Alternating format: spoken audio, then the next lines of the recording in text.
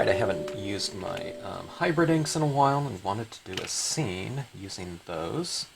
I have a couple of the Mossy Trunks stamps here, and I wanted to do a kind of a forest, kind of enveloped in fog, a real mossy, kind of real vibrant, alive forest, and wanted to try something in that spirit. These hybrid inks are really great for, well, I'm sure they're great for a lot of things, but I really like them for their kind of dreamy type of softer look that they can, they really lend themselves really well to that type of spirit. And I like that feel. I like the, I mean, a lot of times I go for a look that's real conducive to the media that I happen to be using, and dye-based inks are really great for deep, saturated, crisp tones that really resonate and have a deep look to them. But the hybrid inks, they're a combination of pigment ink and dye-based inks, so they just have this softer feel to them, and I really love going for that kind of more, I don't know, it's a real soft, almost watercolory type of look. I mean, they certainly do remind me of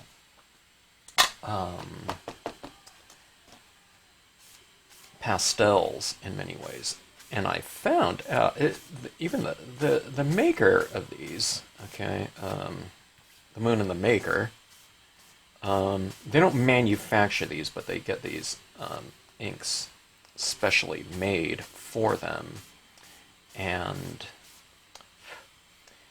they said that the manufacturing plant isn't really very forthcoming with what exactly they're made out of. Because I asked if these were oil-based, and they think they are because they are water-resistant after you apply them. So, I mean, that would have to be an oil-based, right? I don't know. All this stuff it confuses me. I thought it was all... I thought most pigment inks were water-based, but I found out recently that like Versafine is an oil-based pigment ink, and it kind of made sense after someone told me about that. And I read on the back, it's because I think that the binder in oils, I don't know, it can probably, there's probably a different spirit that they can provide. I think it's the suspension and the viscosity is probably different, so I have a feeling that the suspended pigment in these inks can be handled differently than something like water. Okay, but just the viscous quality of it, I guess.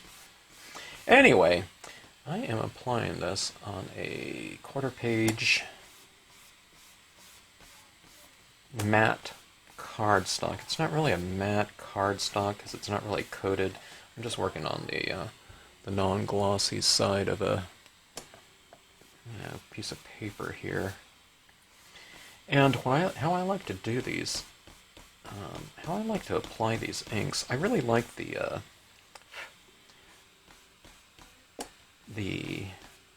quality of them after they've been built up quite a bit on the surface. I don't like this kind of original surface quality of them like that, but when I start getting built up like this, you get this real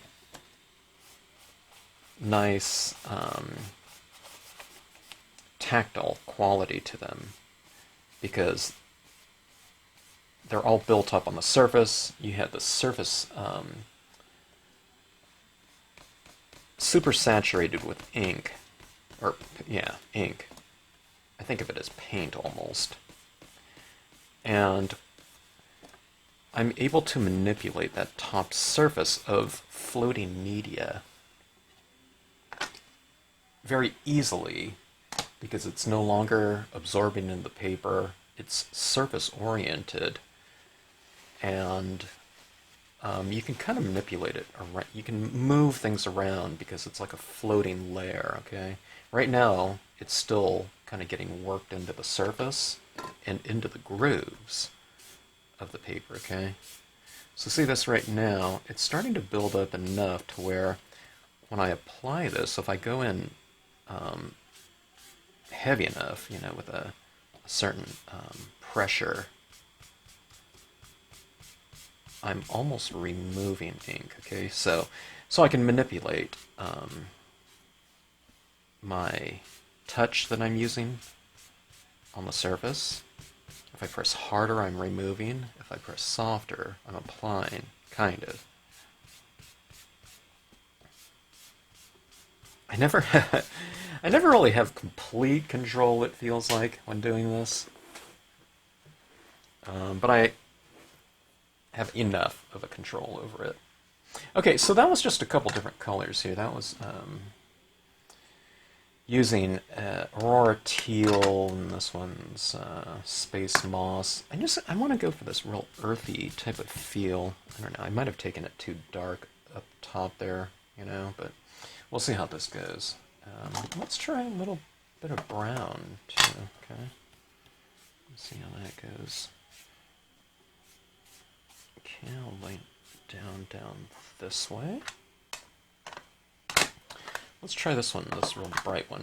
Now what I'm doing is I'm kind of just moving my location of my applicator around within this one paper towel, and it seems to work out pretty decently.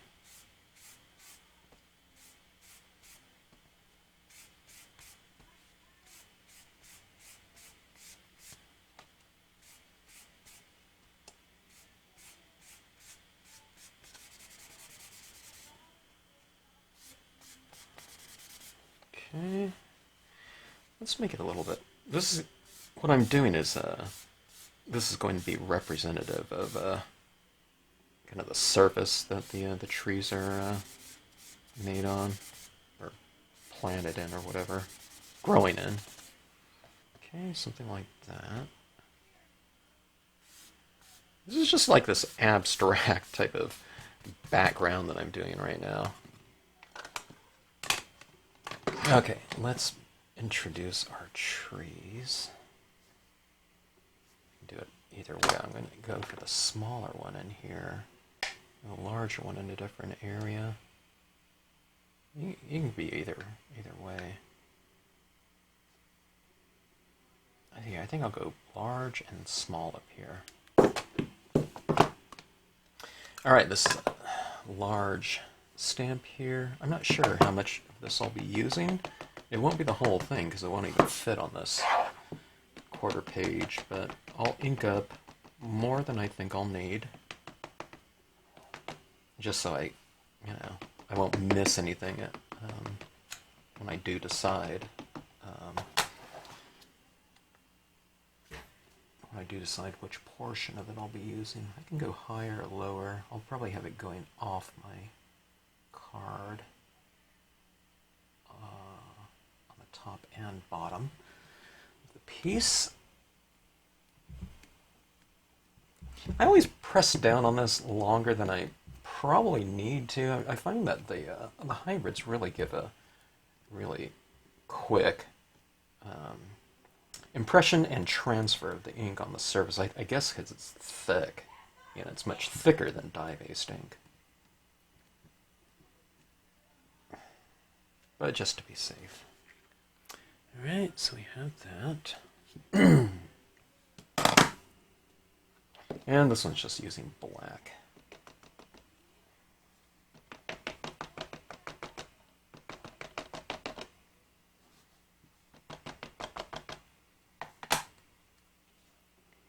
Okay, and let's go, well, go about right here.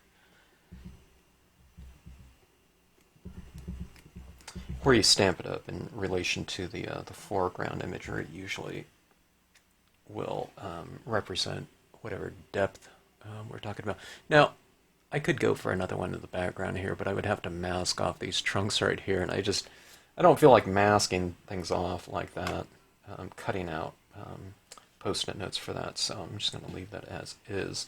Okay, now these trees in the foreground have to get filled in with additional tone because we have the background showing through it. So let's go to, I'll just use this light green right now, and I'll just add some additional tone up here, like so.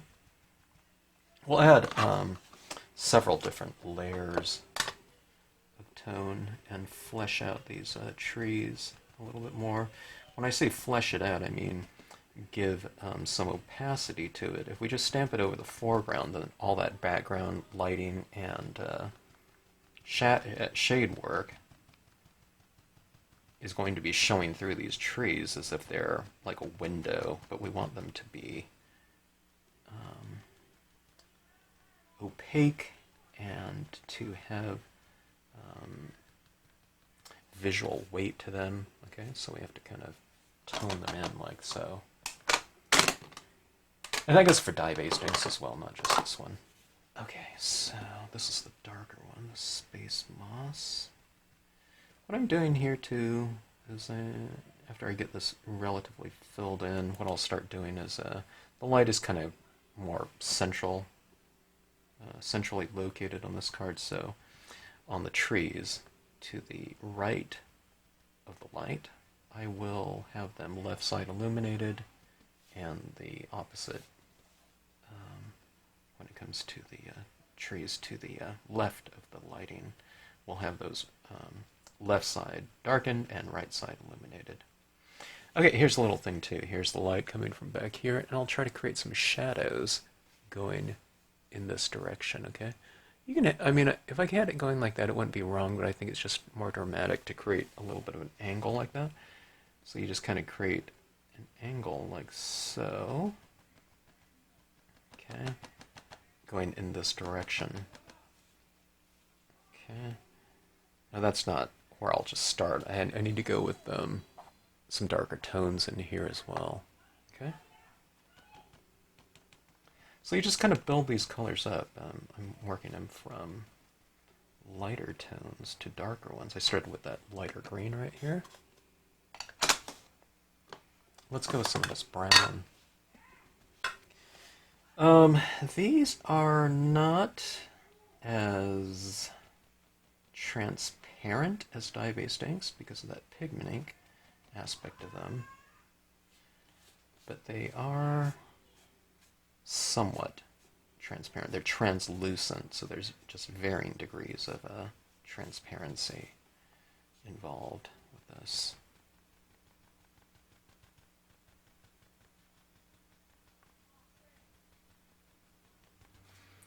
Okay, I see that shadow's developing. I'll need to go all the way to black, though. Let's put a little bit of a shading around in the corners. I like to create a strong vignette in my scenes.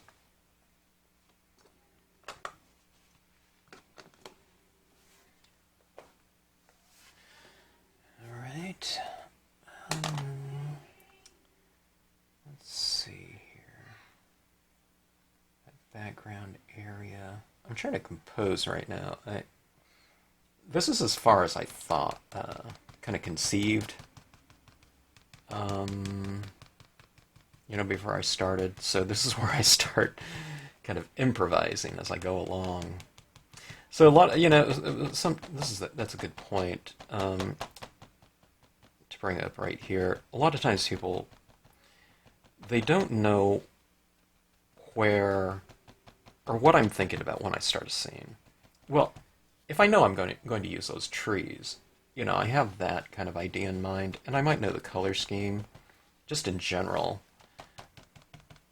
at least kind of the gist of the color scheme that I'll be going after. Okay, I knew this one was going to be green. I wanted it kind of plush and mossy and whatever.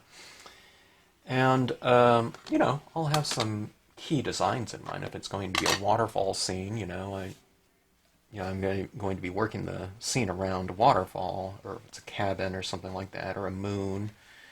But all the little things like shadows like this, I wasn't thinking about something like that. Some of the additional stamps that I'll use in this, some of the more detailed ones, like I'm thinking about some foreground grassy things in here, or even it could be even the focal points like a deer or something like that, or hikers or something of that sort.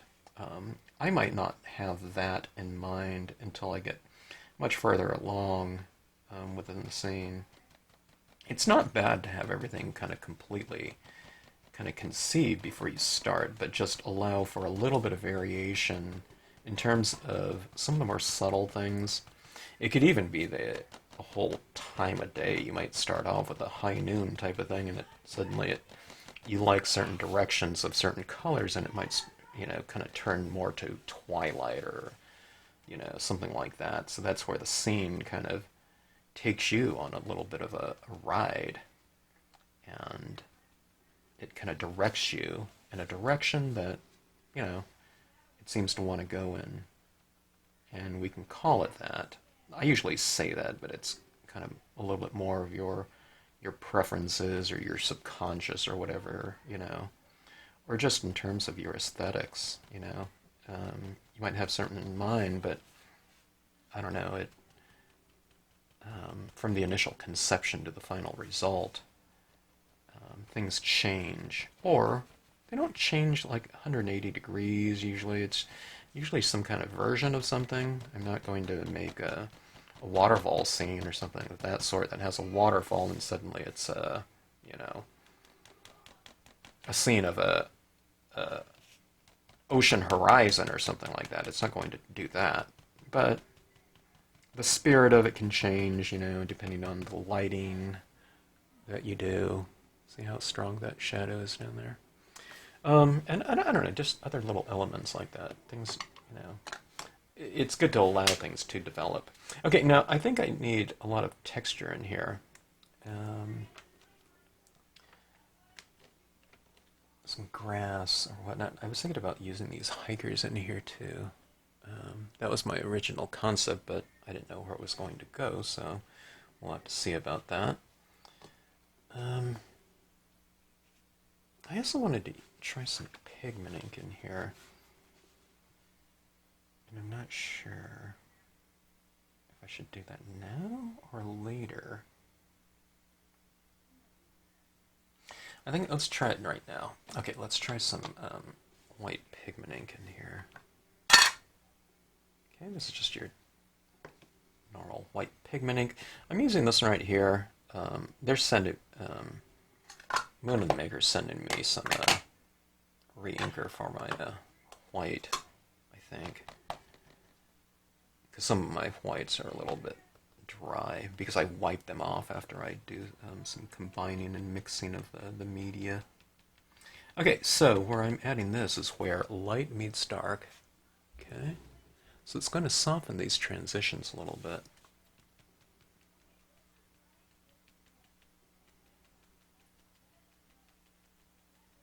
And it could represent fog and mist within the scene. I wanted it to kind of be real dreamy and kind of foggy and plush. Okay.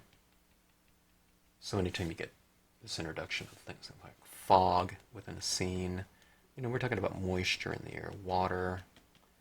There's, that water is something that all life needs.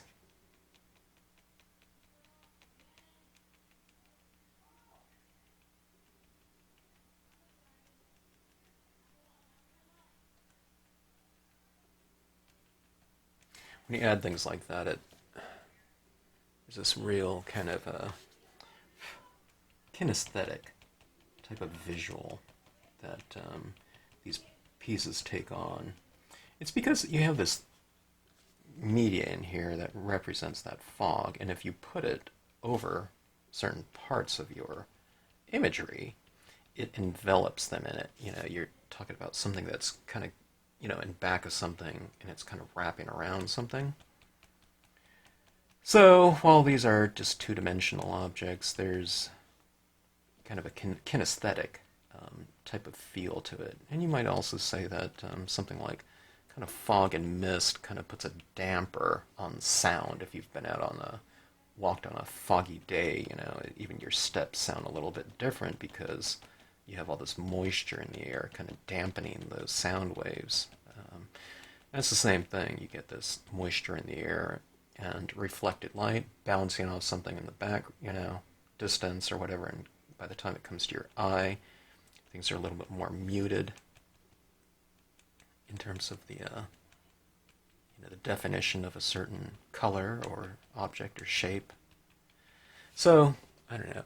I think this takes on kind of a visually kinesthetic feel to it. In a dimensional, I don't know, there's a certain type of visual, I don't know, auditory type of change that can take place with this. Plus, it's just really fun to apply like that and watch it develop. And I'm dry brushing it on here, so this is a very dry application of it, so it's easy to do and it's easy to manipulate because you're not applying a lot at any given time. Most people that try this for the first time have way too much ink on their thing. They tap it once, if they can't see anything, they think they need to tap more, so they squeeze a bunch on there, and it's like they got a big blob everywhere. But I'm just applying it. Think about it like applying, I've said this before, like you're applying like a cold pack makeup, for like a clown. Think about it like on a child's face, So you don't want to use a ton of pressure, of course. And this is really coming together now with that white, isn't it? It looks different. See, I'm coming down here. I didn't think I would come down here into this area, but I think it looks pretty good. So I just keep adding a little bit more and more. It almost becomes its own type of entity, without going into, another stamp or something like that. Certainly stamps can be greatly, hugely influential when it comes to a stamped scene, of course, but don't you think that white pigment ink is now really playing a significant role in the spirit of a piece? Or this piece. It's now, I think the scene is about this white pigment ink. That's what I like about this type of media. It has its own real spirit to it. And,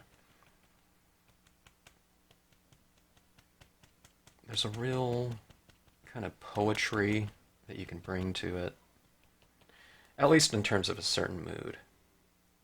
Dye-based inks are better at certain things, but this one's really great in terms of kind of a diffusion. A diffusion of light. And it's certainly, everything's much softer. Potentially. I guess you can go crisp with it too, but I tend to really like it for this particular quality. It's kind of the opposite in some ways of certain types of qualities of transparent inks.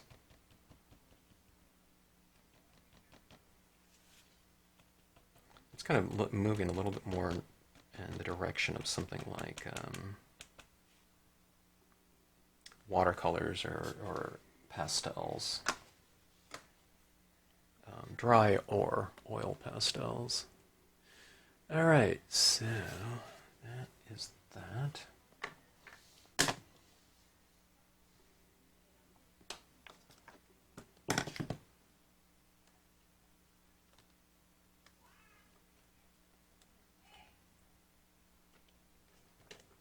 I'm looking for another stamp of mine. Oh, here it is right here.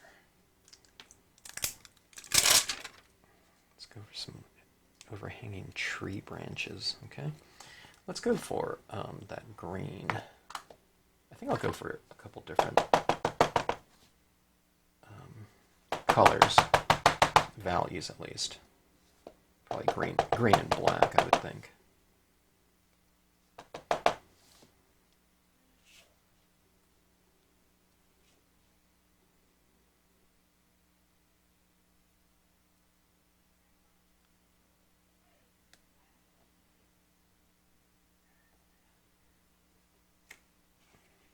Ooh, that's really light, isn't it? Barely see it.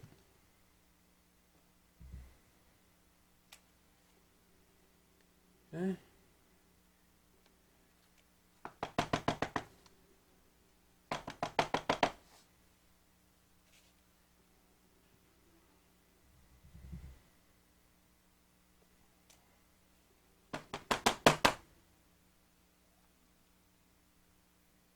Normally, I would never do that with dye-based inks, okay? This, because it would just, you wouldn't be able to see it at all.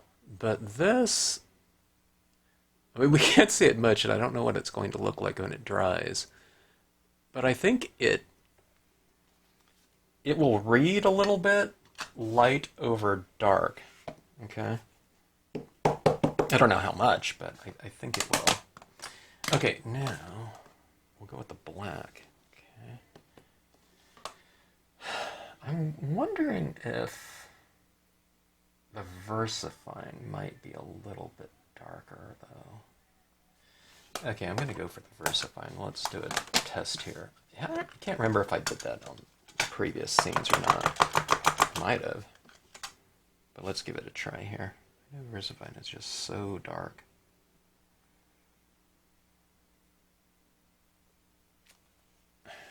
Okay. Don't try to go right over the, the green impressions with it. Kind of off-center it like that. Let's see if I can get this in focus here. See that right there? Don't try to put that right over the top of that.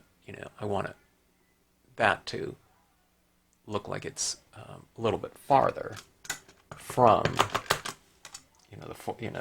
the leaves that are the overhanging branches that are closer to us. So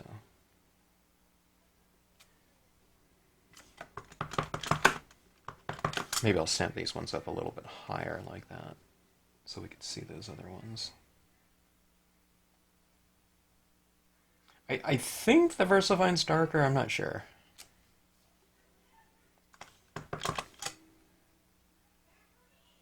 I mean, this is a really simple composition so far. And, I mean, that's... I almost feel like... not to get overconfident with these inks, but I almost feel like you can kind of do anything with them. Because you can kind of keep working them and working them. I think I've mentioned that before on previous scenes. You just... That white is the thing that brought all this together. Now, normally with dye-based things, it's the dark and the light. I mean, I guess it is a combination of that, but I don't know. That white looks pretty good in there. Okay, let's see. Let's hit this with some additional foreground. I'm still debating on whether or not I want to do these guys. If I stamp them in there, I'm going to have to kind of envelop them in, some fog as well. That would be kind of fun, though. Oh, let's just do it. I might have to wait for this to dry before I kind of apply anything over it. Okay, I've just stamped them in black, and I'm going to wipe off the bottom of their feet and a little bit off their bodies and legs, so that it kind of transitions, so it looks like some low-line fog in there. Alright, this is High-Green Child. Oh, I'll need to add in maybe some shadow work, too. Oh, actually, that worked out really well. See that, how I tapered it off like that? So they really merge in there pretty nicely, inherently. I kind of wiped it off from here all the way up to the base. I kind of took off progressively, or incrementally less ink. So I took a lot off here, and then as I wiped up here, I took off less, so it transitions from that like that. I don't know, maybe I don't need to add in any shadows. Okay, so pleasant surprise when it comes to that. These things are just really fun to use, and I'm not associated, affiliated whatsoever with any company that I'm using. Okay.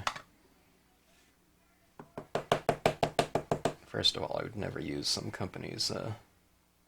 I would never use any media that I didn't enjoy because there's just not enough time.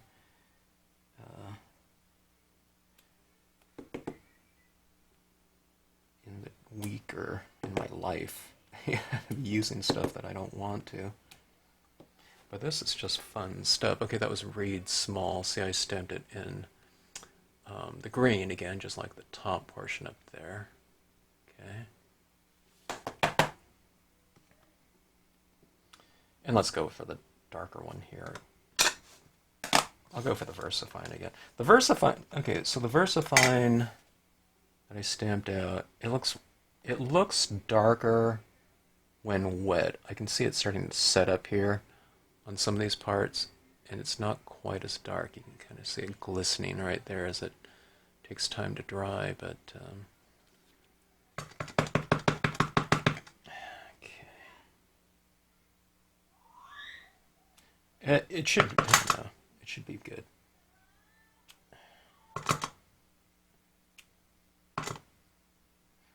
I don't mind it looking as dark as that, but I don't know, maybe things merge in better and incorporate in a lighter, if that gets a little bit lighter, although it certainly has a lot of depth right now with how dark it is. But it's a little bit busy, so I can see it kind of mellowing out up here. Like these bottom parts of that branch are a little bit lighter, so. Okay, so anyway, with these ones, there's never any super bright light, so the question I always have is, should I add anything more to these? Let me try to go in. Now, I need to be careful about kind of adding some additional tone on these figures, because I think if these are oil-based, the binder and alcohol pens could potentially smear the object a little bit, smear the impression, because the alcohol in this could make potentially oil inks run, okay? Because that binder, whatever, keeps the alcohol pigments in solution is the same thing that can make another image run if it has a similar binder. Okay, so in other words, using alcohol on a dye-based ink impression is not going to make it run because alcohol and water don't mix, but the alcohol on oil could. All right. Now, it didn't seem to do it there, so it's not a problem. Okay, so anyways, there's not a lot of light in here, so I'm just going to put a few little drops of this white paint here. This is these Miaosun acrylic paint pens. There's probably a dozen different types of these. I think they're all branded differently, but they look like all the same stuff. They're real translucent, so if you add these in here, it won't be so stark light. Okay, so I'm going to see how I lit these trees, or how I added shadows on one side of it. Okay, so if the light is coming from here, these ones are left side illuminated, to the right of the light. So I put the shadow on the right side of it, mostly, okay, when I was adding that tone in there. The additional inks. So the highlighting will be on the opposite side. So you put shadow on one side, and you put the highlights on the other side. And what you're doing is you're reiterating lighting that way. Now this is, like I said, these Miaosun pens are kind of translucent, so in this case, sometimes I want it to stand out a little bit more, but in this case I do not.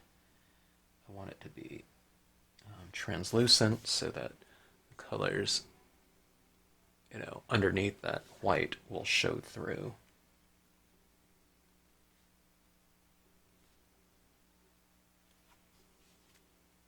Okay, traced this side will be illuminated on the opposite side, because the lighting is coming from kind of more the interior of the piece, like so. Okay. It might show up a little bit too much, actually.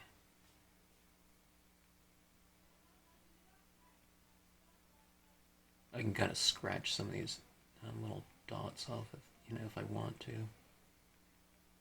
If it stands out too much. Or I could just tone over them. I could put some ink over the top of it where it's not so white.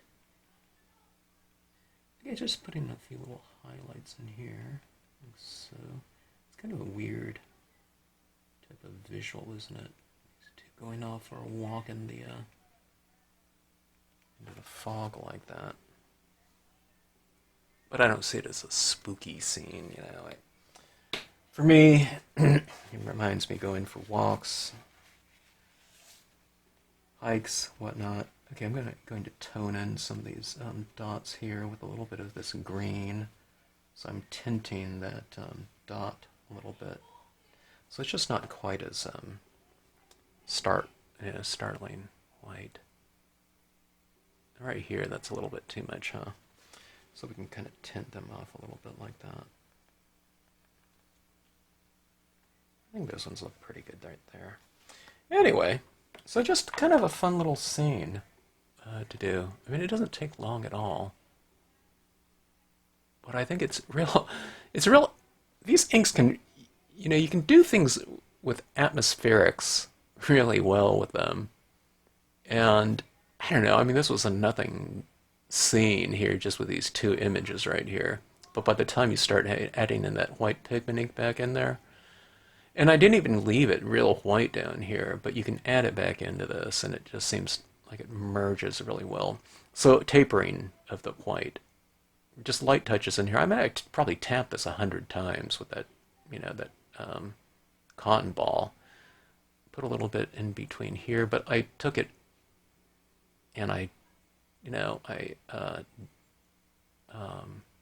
diffused this tree right here that's closest to light quite a bit, more than I thought I would, but I liked it. So, and then I followed that lighting down this way with some additional pigment ink. So, and it applies to the matte paper really easy. Sometimes it's hard to get that amount of pigment ink applied to, say, glossy cardstock, because the glossy cardstock it doesn't have any tooth to it, so it takes a little bit more tapping and things like that. And the dye-based ink showed through it a lot more than matte paper. I guess because the matte paper, there's more tooth to it, so that the pigment ink is probably transferring easier to matte than it does on glossy. So you can just kind of boost things up a little bit in terms of this type of look, a little bit more. Now on dye-based inks, the greens down here would be more saturated and vibrant, though. But this has its own certain quality to it. So it's kind of fun to play with your different media. There's not any one way to use stamps or media. And it's good to play around with things. And you do those certain types of looks and techniques that are conducive for the materials that you're using. So, there's not one way to do things. So a lot of times people tend to associate scenic stamping, okay, or Stampscapes in particular, okay, that has to be dye-based on glossy. Well, I don't have that dye-based ink, so I can't do it. Well, I mean, some people never use dye-based inks. They do things on like matte papers with pastels, chalks, colored pencils, whatever. And you go for the certain type of look that's conducive to that medium.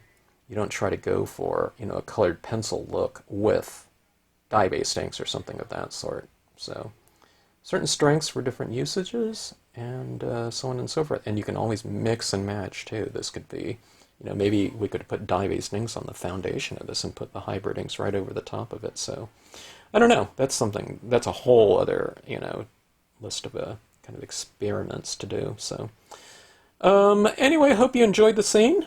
I certainly had fun doing it. It was just kind of a quick piece right here. And, I don't know, somewhat of a little experiment. I feel like anything that I do with these types of inks, these hybrids, are it's still an experiment, and there's still a lot of discovery, you know, going forward. So, thanks again. If you like this video, I hope you'll hit the like button. And if you have any questions, drop me a note in the comment section.